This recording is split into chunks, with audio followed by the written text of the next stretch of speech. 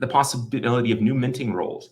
So this is something that version 2 does add. It basically allows people to come in, come up with new concepts, new strategies, new methodologies on which to interact with UP, and can mint it accordingly to kind of take advantage of maybe liquidity or something like that, or some arbitrage opportunities, etc. So that's super interesting. It's also a way for blockchains themselves to kind of come in and say, hey, we want to support this ecosystem. We want to come in and see a whole bunch of UP minted at once.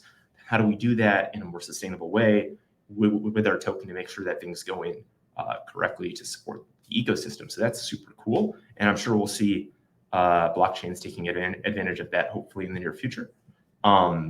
Potentially new blockchains, which is cool.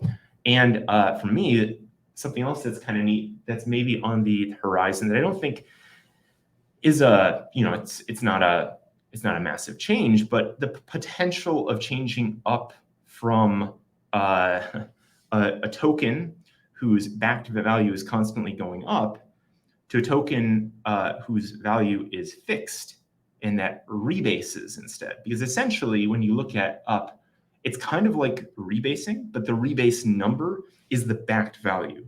So there's no reason you can't just flip that math and say, instead of the backed value going up over time, it's just backed one-to-one with the native token, like a wrap token, and it rebases into more of itself over time in your wallet. There's nothing stopping it from being that today.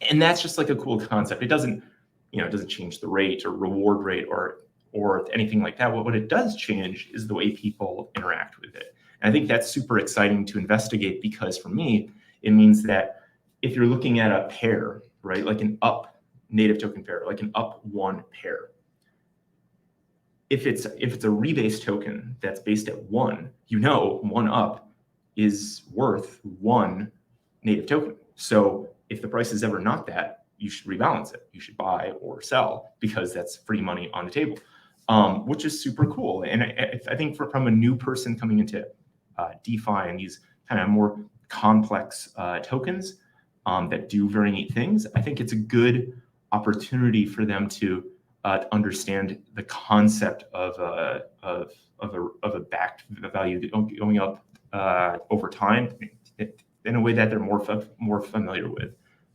You've seen some kind of hints about this, like the concept of like kind of like a savings account in crypto. What would that look like? And right now for us, the savings account is the value of the assets that you have go up over time. That is up. Rather than the amount of assets that you have go up over time. So I think it's a very cool investigation. It's a very cool thing to look into. Is that going to come out in like the next 3, 6, 9 months? I'm not really sure. But I do think it's somewhere in the vision of the future here. And I think that's going to be an update that maybe is like I said, it wouldn't be a new token. It wouldn't change the token today. It would just be a different way of viewing it.